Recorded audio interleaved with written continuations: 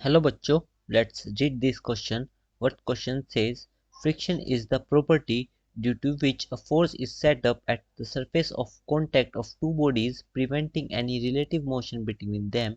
It always acts in direction opposite to that of relative motion और rolling friction is हमें option दे रखे हैं ABCD और question में हमें बेसिकली पहले तो फ्रिक्शन से रिलेटेड एक डेफिनेशन गिवन है जो बता रखा है कि ये एक तरह की प्रॉपर्टी है जिससे हम किसी भी दो बॉडीज की कांटेक्ट के बीच फोर्स लगाते हैं जिससे उनका रिलेटिव मोशन प्रिवेंट हो सकता हो या फिर उनका रिलेटिव मोशन ना हो।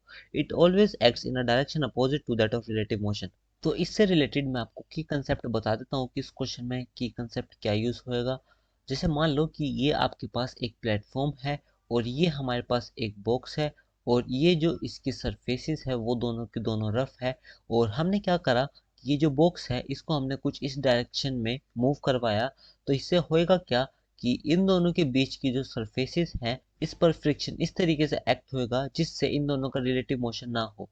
तो फ्रिक्शन की डायरेक्शन कुछ इस तरह होनी चाहिए जिससे ये इस बॉडी पर इस डायरेक्शन में लगे और इस बॉडी पर इस डायरेक्शन में लगे जिससे दोनों को देखोगे कि इनके बीच रिलेटिव मोशन ना हो पाए। इसी वजह से आपके फ्रिक्शन की डायरेक्शन इस बॉडी पर इधर आएगी और इस बॉडी पर इधर आएगी और यही हमारा क्वेश्चन था यहाँ पर। ये आपकी फ्रिक्शन की डेफिनेशन मैंने समझाई। सिमिलरली हमें रोलिंग फ्रिक्शन के बारे में पूछा गया है।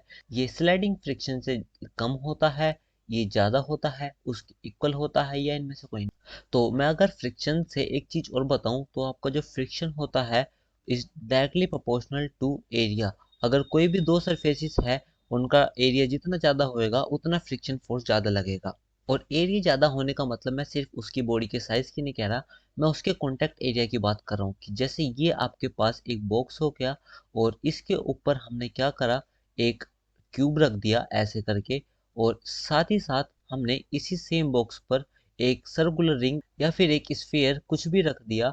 तो अब आप देखोगे जो इनका कॉन्टैक्ट एरिया होने वाला है इस क्यूब का तो इतना ज़्यादा एरिया है जबकि इस स्फीयर का या फिर इस रिंग का सिर्फ वो पॉइंट होने वाला है जहां पर ये इससे टच है।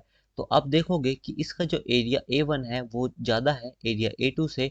तो हमने देखा कि यहाँ पर इसका एरिया भी फ्रिक्शन पर डिपेंडेंसी दिखाता है।